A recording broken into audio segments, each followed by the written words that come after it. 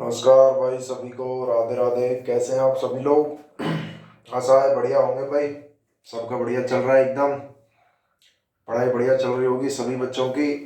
और हमारे यहाँ प्रयास किया जा रहा है भाई। ऑर्गेनिक केमिस्ट्री के 11th क्लास की केमिस्ट्री हमने स्टार्ट की हुई है। अगर वीडियो सही लग रही हो तो भाई चैनल को लाइक और सब्सक्राइब करें और इसको आगे भेजें, अपने साथियों को भी बताएं। धीरे धीरे हम पढ़ रहे हैं इसको। कोई भी डाउट हो कमेंट में लिखकर बता दें मुझे आप लोग कि सर इसमें ये डाउट है, ये समझ में नहीं आ रहा है भैया। उसी पर थोड़ा सा विचार विमर्श कर लेंगे अपन लोग। और अगर हम बात करें अब इसमें कि सबसे पहले हमने वही अपना चैप्टर नंबर 9 स्टार्ट किया हुआ है, हाइड्रोकार्बन। और हाइड्रोकार्बन में हमने सिंपली सबसे पहले एल्केन को लिया है। एल्केन के स्ट्रक्चर देख ली, नॉमेनक्लेचर नामकरण देख लिया और क्लासिफिकेशन वर्गीकरण हो गया था। आइसोमेरिज्म समाव्ययता की भी बात कर ली थी। प्रिपरेशन के मेथड देखे थे बनाने के। अपन ने 3 मेथड देखे भाई सिंपली। कौन कौन से? एक तो असंतृप्त हाइड्रोकार्बन अनसैचुरेटेड से हाइड्रोजन निकल प्लेटिनम प्लेटिनम जोड़ दिया। और दूसरा जो है एल्किल हैलाइड से, जिसमें एक जिंक HCl और दूसरा वुर्ज रिएक्शन। काफी इंपॉर्टेंट है वुर्ज रिएक्शन तो भैया। और तीसरा जो है अपन ने सिंपल बात कर ली थी कार्बोक्सिलिक एसिड से, जिसमें कोल्वे इलेक्ट्रोलाइसिस और एक डी कार्बोक्सिलेशन बी कार्बोक्सिलीकरण सोडा लाइम के द्वारा। दूसरा उसकी फिजिकल प्रॉपर्टीज देख ली थी। फिजिकल स्टेट, जिसमें भौतिक अवस्था वही हायर वाले सॉलिड होते हैं, लोअर वाले गैस होते हैं, बीच वाले लिक्विड हो जाते हैं। डेंसिटी, सॉलिबिलिटी, घनत्व, विलयता और सबसे इंपॉर्टेंट जो है वो बॉइलिंग पॉइंट, मेलिंग पॉइंट का कॉन्सेप्ट भी हमने देखा था भैया पिछली वीडियो में। इससे अब अपन स्टार्ट कर रहे थे इसकी केमिकल प्रॉपर्टीज। इससे पिछली वीडियो में मैंने लिख भी दिए थे। इसकी केमिकल प्रॉपर्टीज पढ़नी अपने को कौन कौन सी। सबसे पहले substitution, combustion, control oxidation, aromatization, isomerization, reaction with steam और पाइरोलाइसिस। ये 7 रासायनिक गुणधर्म या केमिकल रिएक्शन पढ़नी है। तो भैया आ जाइए सभी लोग इधर। देख रहे हैं अपन स्टार्ट किया हुआ है अपन ने सिंपल क्या भैया, क्लास 11th केमिस्ट्री में चैप्टर नंबर 9 हमने स्टार्ट किया हुआ है। और हाइड्रोकार्बन हमने स्टार्ट किया था। थोड़ा सा पढ़ा लिखना स्टार्ट कर दिया है। काफी बच्चे कह रहे थे सर छोटा छोटा लिखते हो। देखें भाई, हाइड्रोकार्बन हमने स्टार्ट किया हुआ है। और हाइड्रोकार्बन में सिंपल हमने क्या स्टार्ट किया है, एल्केन, जिसमें केवल और केवल क्या हो, एक सिंगल बॉन्ड हो। जनरल फॉर्मूला क्या हो, CnH2n+2। 10th क्लास में भी पढ़ते हो आप लोग। और इस एल्केन की केमिकल प्रॉपर्टीज स्टार्ट कर रहे हैं भैया। इस एल्केन की केमिकल प्रॉपर्टीज, रासायनिक गुणधर्म हम स्टार्ट कर रहे हैं। दोनों मीडियम की बात करेंगे हम यहाँ पर। हिंदी और इंग्लिश थोड़ी सी टर्म्स ले लिया करेंगे हिंदी मीडियम, बाकी तो सिंपल सी है अपनी केमिस्ट्री जो है उसमें इंग्लिश में वही टर्म है जो हिंदी में। और इतनी तो आपको आनी भी चाहिए भाई। तो केमिकल प्रॉपर्टीज में सबसे पहले हम बात कर रहे हैं किसकी, सब्स्टिट्यूशन की भैया। सबसे पहले हम बात कर रहे हैं किसकी, सब्स्टिट्यूशन यानी कि प्रतिस्थापन की। सब्स्टिट्यूशन का मतलब ही क्या है, एक को हटा देना किसी दूसरे के द्वारा। जैसे मान के चले क्लास में विद्यार्थी बैठे हैं भैया, कोई दूसरी क्लास का आया, उसने उसको हटा दिया, वो सब्स्टिट्यूशन हो गया, रिप्लेसमेंट हो गया। तो सिंपल यहां सब्स्टिट्यूशन का मतलब क्या है कि कोई भी एल्केन है उसमें कार्बन से हाइड्रोजन जुड़ा हुआ है, इस हाइड्रोजन का रिप्लेसमेंट जो है किसी जेड ग्रुप के द्वारा हो जाए और क्या बन जाए, RZ बन जाए। अब ये जेड कुछ भी हो सकता है। अगर ये जेड NO2 होता है तो उसको बोल देते हैं भैया नाइट्रेशन, नाइट्रीकरण। अगर ये जेड SO3H है तो उसको बोल देते हैं सल्फोनेशन, सल्फोनीकरण। अगर ये जेड सिंपल अपना क्या हो, हेलोजन हो, तो उसको बोल देते हैं हेलोजिनेशन। ये एल्केन जो है सिंपली कम रिएक्टिव होते हैं, तो नाइट्रेशन और सल्फोनेशन बहुत कम प्रदर्शित करते हैं। हैलोजिनेशन भी जो है सिंपल ये 573 से 773 केल्विन पर करते हैं हाई टेम्परेचर पर। या सनलाइट, या सिंपल सनलाइट यानी कि सूर्य प्रकाश की उपस्थिति में करते हैं भैया H new. Sunlight Surya Prakash की उपस्थिति में करते हैं। हैलोजिनेशन यानी कि हैलोजनीकरण, यानी कि कोई भी हैलोजन जोड़ देंगे। हैलोजिनेशन का मतलब क्या है, यहाँ पर अपना हैलोजनीकरण है। और एक्स का मतलब क्या है, ग्रुप 17। ग्रुप 17 में कौन कौन से हो गए अपने, फ्लोरीन, क्लोरीन, ब्रोमीन, आयोडीन। ये अपने ग्रुप 17 के एलिमेंट्स होते हैं, तत्व होते हैं पीरियोडिक टेबल आवर्त सारणी के। तो ये दोनों नाइट्रेशन और सल्फोनेशन तो बहुत ही कम रिएक्टिव होते हैं, बहुत ही कम अभिक्रिया प्रदर्शित करते हैं। ये हैलोजन के साथ ही जो है अभिक्रिया करते हैं, रिएक्शन करते हैं। कौन, एल्केन्स। हाइड्रोजन का रिप्लेसमेंट हो रहा है। इनको हम नाइट्रेशन और सल्फोनेशन को सिंपल बेंजीन वाले में पढ़ेंगे, एरोमेटिक कंपाउंड्स में। यहां हम बात करेंगे किसकी, हैलोजिनेशन की। और हैलोजिनेशन में भी किसकी बात करेंगे, सिंपल क्लोरीनेशन की। कि एल्केन में हाइड्रोजन का रिप्लेसमेंट अगर क्लोरीन के द्वारा हो जाए तो उसको बोल देते हैं भैया अपन सिंपल क्या बोल देंगे, क्लोरीनेशन बोल देंगे। 573 से 773 केल्विन पर या सनलाइट सूर्य प्रकाश की उपस्थिति में, या एच न्यू। ये एच न्यू कहां से आया है, अगर आपको याद हो तो थोड़ा सा फॉर्मूला चैप्टर सेकंड याद करो, स्ट्रक्चर ऑफ एटम, परमाणु की संरचना, जिसमें dual nature of electromagnetic radiation, विद्युत चुंबकीय विकिरण की द्वैत प्रकृति की बात हुई थी। एक वेव की तरह भी काम करता है, तरंग की तरह, और दूसरा पार्टिकल्स कण की तरह भी काम करता है। तो जो सनलाइट है उसको पार्टिकल्स के रूप में माना था, फोटोन के रूप में। उस एक फोटोन की एनर्जी होती है E बराबर एच न्यू, या उसी एनर्जी को मैंने लिखा है सिंपल क्या, E बराबर एच न्यू। तो इसमें भी हम किसकी बात करेंगे भैया, क्लोरीनेशन की बात करेंगे। इसमें भी हम किसकी बात करेंगे, क्लोरीनेशन यानी कि क्लोरीनीकरण की बात करेंगे इसमें भी। और क्लोरीनीकरण का मतलब क्या है कि सिंपल एल्केन में हाइड्रोजन का रिप्लेसमेंट किसके द्वारा हो जाए, क्लोरीन के द्वारा हो जाए। कि कोई ये एल्केन है RH, इसकी अभिक्रिया किसके साथ करा रहे हैं, Cl2 के साथ, किसकी प्रेजेंस में, वो H न्यू लिख दूं मैं यहां पर। ये H न्यू जो है E बराबर H न्यू, एनर्जी का फॉर्मूला है। E का मतलब यहां क्या भैया, एनर्जी। और इसको चैप्टर सेकंड कौन सा, स्ट्रक्चर ऑफ एटम, याद कर लो। स्ट्रक्चर ऑफ एटम, परमाणु की संरचना में जब इसको पार्टिकल्स की तरह माना था, पार्टिकल्स की तरह माना था, तब इसकी हमने बात की थी भैया। तो सबसे पहले केमिकल प्रॉपर्टीज में पहली केमिकल प्रॉपर्टीज को पकड़ लिया है, किसको, सब्स्टिट्यूशन को, प्रतिस्थापन को। और उसमें हम बता रहे हैं कि हाइड्रोजन का प्रतिस्थापन किसी भी जेड ग्रुप के द्वारा हो जाए, नाइट्रेशन, सल्फोनेशन, हैलोजिनेशन। नाइट्रेशन और सल्फोनेशन ये बहुत कम शो करता है, इसलिए नहीं पढ़ रहे। इसकी एनसीईआरटी में केवल अपना क्लोरीनेशन है एक बस। और क्लोरीनेशन है किस टेम्परेचर पर हो रहा है, 573 से 773 केल्विन या सनलाइट या एच न्यू की उपस्थिति में हो रहा है। और इस केस में क्या कर रहे हैं कि हाइड्रोजन का प्रतिस्थापन इस क्लोरीन के द्वारा हो जाएगा, और सिंपल यहां क्या बन जाएगा, RCl प्लस HCl। जैसे बहुत ही इंपॉर्टेंट रिएक्शन है chlorination of methane, chlorination of methane, methane का क्लोरीनेशन करा दो भैया।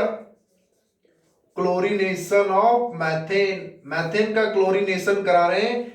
जैसे मैंने लिखा CH4, इसकी अभिक्रिया Cl2 के साथ करा रहा हूं, किसमें, H न्यू, सनलाइट की प्रेजेंस में। क्या होगा, एक क्लोरीन एक हाइड्रोजन का रिप्लेसमेंट कर देगी और CH3Cl प्लस HCl बन गया। अब ये दूसरा CH3Cl आ जाएगा, ये CH3Cl प्लस Cl2 फिर H न्यू। इस कार्बन से जितने हाइड्रोजन जुड़े हैं स्टेप बाय स्टेप क्या होता जाएगा, एक एक हाइड्रोजन हटता जाएगा। अभी 3 है तो 3 बार और लिखूंगा इसको, एक हाइड्रोजन हटा, अब दूसरा हाइड्रोजन हटेगा, क्या बन जाएगा CH2 और दूसरा क्लोरीन जुड़ जाएगा Cl2। कहने का मतलब क्या है, इस कार्बन से इस प्रकार से 1 2 3 हाइड्रोजन जुड़े थे, पहले 4 जुड़े थे, तो ये क्लोरीन आया, एक हाइड्रोजन को हटा दिया, दूसरा क्लोरीन आएगा, इस हाइड्रोजन को हटाएगा, तीसरा इसको हटाएगा, चौथा इसको हटाएगा, क्लोरीन हाइड्रोजन को हटा रहा है। तो सिंपल इसमें क्या हो गया CH2Cl2 प्लस HCl। फिर वापस लिख दिया यहां मैंने CH2Cl2, फिर वापस इसकी अभिक्रिया Cl2 के साथ चल रही है HNu की प्रेजेंस में। फिर ये क्लोरीन इस हाइड्रोजन को हटाएगा, वो क्लोरीन तो एग्जैक्ट क्या होंगे, बचे रहेंगे जो उससे जुड़े हुए, क्या बन जाएगा भैया CHCl3 प्लस HCl। उसके बाद फिर ये अपना CHCl3 प्लस Cl2 HNu की प्रेजेंस में क्या बन जाएगा CCl4 प्लस HCl। तो ये अभिक्रिया चलती रहेगी, जिस स्टेप पर मुझे इस अभिक्रिया को रिएक्शन को रोकना होगा वहां रोक देंगे। ये बनाना है तो ये बना लूंगा, ये बनाना है तो ये बनाना है तो ये बनाना है तो ये। नाम सभी के पता है, जैसे CHCl3 का IUPAC नाम तो क्या हो जाएगा ट्राइक्लोरोमीथेन, या कॉमन नेमिंग में इसको क्या बोल दूंगा क्लोरोफॉर्म। CCl4 में क्या हो जाता है कार्बन टेट्राक्लोराइड या टेट्राक्लोरोकार्बन हो जाएगा भैया, इसका नाम क्या हो जाता है टेट्राक्लोरोकार्बन, टेट्राक्लोरोकार्बन। और इसका नाम क्या हो गया भैया सिंपल क्लोरोफॉर्म है। इसको बोल दूंगा, अरे IUPAC नाम, 2 कार्बन जुड़े हुए हैं डाइक्लोरोमीथेन, ये हो गया अपना क्लोरोमीथेन हो गया, ये सिंपल। यहां तक की बात समझ में आ रही है क्या, कि पहला सब्स्टिट्यूशन है और सब्स्टिट्यूशन में हम हैलोजिनेशन में क्लोरीनेशन की बात कर रहे हैं कि एल्केन में से हाइड्रोजन का रिप्लेसमेंट किसके द्वारा हो जाए, क्लोरीन के द्वारा हो जाए, तो उसको बोल देते हैं क्लोरीनेशन। क्लोरीन जोड़ा है, हाइड्रोजन हटा। मैकेनिज्म की बात कर रहे हैं कि एक्चुअली में ये मैकेनिज्म होती कैसे है। 3 स्टेप में ये मैकेनिज्म होती है, इनिशिएशन, प्रोपोगेशन, टर्मिनेशन। कि पहले स्टार्ट होगी, फिर चेन बढ़ेगी और फिर टर्मिनेट, यानी कि जहां उसको रोकना है वहां इसको क्या कर देंगे सिंपल अपन रोक देंगे। इसको लिख ले भाई आराम से देख देख कर कि सिंपल क्या बात हो रही है, एक एक पॉइंट्स को आप सिंपल देखते जाए।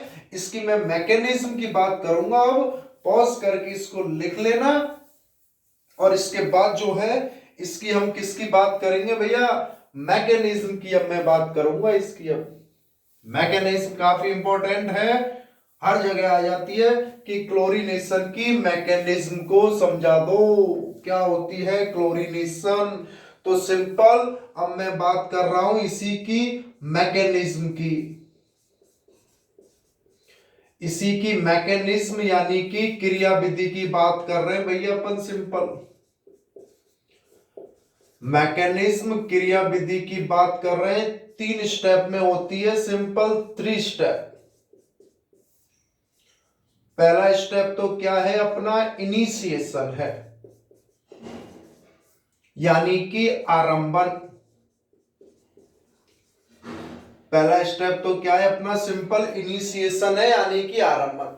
आरंभन में क्या हो रहा है कि एक्चुअली में ये जो Cl2 मॉलिक्यूल है, क्लोरीन क्लोरीन सनलाइट की प्रेजेंस में HNu, सनलाइट या एनर्जी की प्रेजेंस में क्लोरीन क्लोरीन के मध्य ये जो एक सिंगल बॉन्ड है, एकल बंध, इसमें सिंपल क्या होगा भैया होमोलाइटिक क्लीवेज हो जाएगा। क्या हो जाएगा होमोलाइटिक क्लीवेज, यानी कि समांश विदलन। समांश और विषमांश, होमोलाइटिक और हेटेरोलाइटिक 2 प्रकार के बॉन्ड के ब्रेकडाउन होते हैं। जब भी होमोलाइटिक क्लीवेज होता है कोई भी 2 मॉलिक्यूल के मध्य, तो जो सिंगल बॉन्ड जिन्होंने एक एक इलेक्ट्रॉन की पेयरिंग की हुई है अपने अपने इलेक्ट्रॉन को ले जाते हैं। ये इलेक्ट्रॉन अपने को ले गया, ये इलेक्ट्रॉन अपने को ले गया। जैसे समझे एकल बंध है, इसमें इसका एक इलेक्ट्रॉन इसका एक इलेक्ट्रॉन दोनों ने पार्टिसिपेट किया। जब होमोलाइटिक होगा समांश होगा तो ये अपना ले जाएगी, अपना ले जाएगा, दोनों पर इलेक्ट्रॉन रह जाएगा, बोल देंगे फ्री रेडिकल मुक्त मूलक। लेकिन जब हेटेरोलाइटिक होता है तो सिंपल जैसे दोनों ने किया हुआ है, अब 2 इलेक्ट्रॉन है, या तो ये दोनों इधर की तरफ जाएंगे या ये दोनों इधर की तरफ जाएंगे। वो डिपेंड करेगा किस पर, उसकी इलेक्ट्रोनेगेटिविटी पर, उसकी विद्युत ऋणता पर। क्यों? क्योंकि इलेक्ट्रोनेगेटिविटी का मतलब ही क्या है? बॉन्डेड एटम द्वारा इलेक्ट्रॉन पेयर को अपनी ओर अट्रैक्ट करना। तो जिसकी इलेक्ट्रोनेगेटिविटी ज्यादा होगी, इलेक्ट्रॉन पेयर उधर ही चले जाएंगे, और इलेक्ट्रॉन पेयर जिधर जाएंगे उधर ही क्या आ जाएगा? Simple negative charge. तो कैटायन और एनायन तो बनते हैं अपने हेटेरोलाइटिक क्लीवेज से, और फ्री रेडिकल मुक्त मूलक बनता है अपना होमोलाइटिक क्लीवेज से, यानी कि समांश विदलन से। कोई बात समझ में आ रही है क्या? देखें, इसमें अपना सिंपल होमोलाइटिक क्लीवेज हुआ है, समांश विदलन, ये क्या बन गए? दो क्लोरीन रेडिकल बन गया भैया। तो सबसे पहले इनिशिएशन, आरंभन में क्या हुआ है? क्लोरीन मुक्त मूलक का निर्माण हुआ है।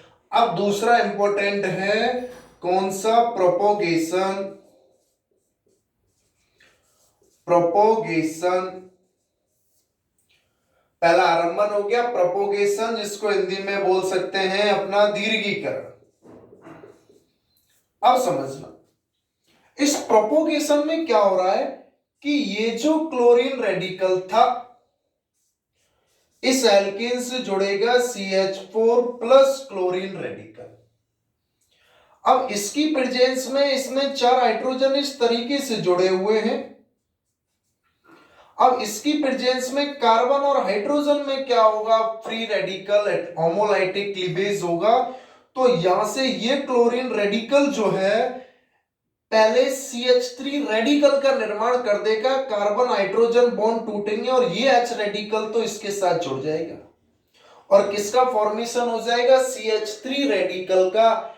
डायरेक्ट नहीं जोड़ना है उस क्लोरीन को कार्बन से कि आप डायरेक्ट CH3Cl बना दो और H रेडिकल बाहर निकाल दो, नहीं भैया। इस क्लोरीन रेडिकल की प्रेजेंस में कार्बन हाइड्रोजन के बीच में बॉन्ड टूटा, और ये H रेडिकल इस क्लोरीन रेडिकल से जुड़ेगा, और सिंपल क्या बन जाएगा? CH3 रेडिकल प्लस HCl, इस तरीके से कि यहां कार्बन और हाइड्रोजन के बीच में होमोलाइटिक क्लीवेज हुआ, समांश विदलन हुआ, और ये H रेडिकल और Cl रेडिकल दोनों आपस में जुड़कर क्या बना दिए? HCl।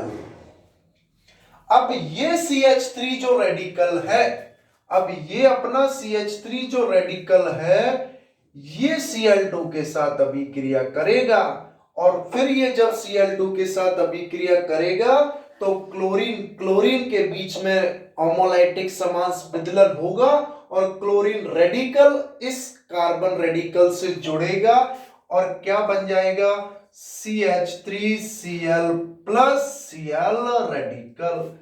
यानी अभिक्रिया का प्रोपोगेशन कैसे हो रहा है? पहले रेडिकल बना रहा है कि क्लोरीन रेडिकल जब कार्बन से जुड़ेगा तो वो कार्बन रेडिकल बनाएगा, और कार्बन रेडिकल जब Cl2 के साथ जुड़ेगा तब वो CCl बनाएगा और एक क्लोरीन रेडिकल का फॉर्मेशन करेगा।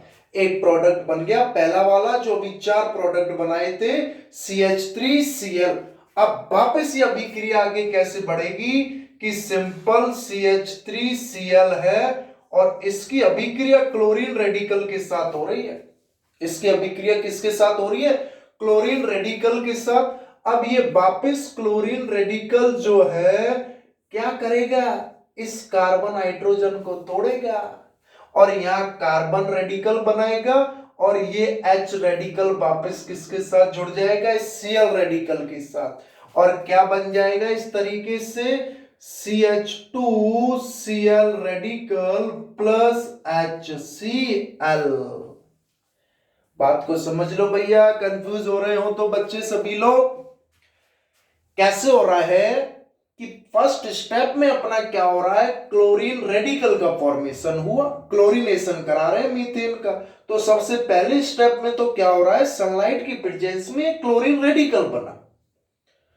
प्रोपोगेशन में क्या करना है आपको? सिंपली कि ये क्लोरीन रेडिकल जब कार्बन से जुड़ेगा एल्किल वाले के साथ, तो ये क्लोरीन रेडिकल कार्बन और हाइड्रोजन बंध को तोड़ेगा और कार्बन रेडिकल बनाएगा। डायरेक्ट RCl नहीं बनाएगा, पहले रेडिकल बनाएगा। तो क्लोरीन रेडिकल ने कार्बन रेडिकल बनाया, अब ये कार्बन रेडिकल वापस Cl2 के साथ जुड़ रहा है। अब बना रहा है ये RCl और साथ में क्या निकाल रहा है, क्लोरीन रेडिकल। अब वापिस ये क्लोरीन रेडिकल इसके साथ अभिक्रिया करेगा CH3Cl के साथ। तो इस केस में ये इस कार्बन क्लोरीन के बंध को नहीं तोड़ेगा, कहीं आप इसको तोड़ने लग जाओ, ये तोड़ेगा वापिस कार्बन हाइड्रोजन के बीच के बंध को, और ये H रेडिकल इस Cl के साथ जुड़कर क्या बना देगा, HCl, और ये CH2Cl क्या बन गया, रेडिकल बन गया। अब वापिस ये कार्बन रेडिकल किसके साथ अभिक्रिया करेगा, CH2 के साथ, Cl2 के साथ, ऐसे लिख दिया। अब ये वापिस किसके साथ अभिक्रिया कर रहा है भैया, Cl2 के साथ अभिक्रिया कर रहा है। अब वापिस ये क्लोरीन क्लोरीन रेडिकल बनेगा और एक क्लोरीन रेडिकल इससे जुड़ जाएगा, तो CH2Cl2 और साथ में क्या बाहर निकल गया, क्लोरीन रेडिकल। ये प्रोपोगेशन चल रहा है, रिएक्शन को जहां रोकना होगा वही रेडिकल रेडिकल की आपस में अभिक्रिया करा दो, अभिक्रिया वहीं क्या हो जाएगी, टर्मिनेट हो जाएगी। अगर अभिक्रिया को और बढ़ाना है तो फिर ये क्लोरीन रेडिकल इसके साथ अभिक्रिया करेगा और कार्बन हाइड्रोजन को तोड़ेगा। ऐसे ही क्रम में चारों के चारों हाइड्रोजन हट जाएंगे और क्लोरीन जुड़ जाएंगे। एक और मैं समझा देता हूं इसी तरीके से, जैसे ये लिखा हुआ है CCl2, इस कार्बन से दोनों क्लोरीन जोड़ दिए और इधर H। अब ये क्लोरीन रेडिकल इसके साथ अभिक्रिया कर रहा है, यहां से तोड़ेगा कार्बन हाइड्रोजन को, वापस रेडिकल बना देगा, Cl2CH रेडिकल प्लस HCl बन गया भैया।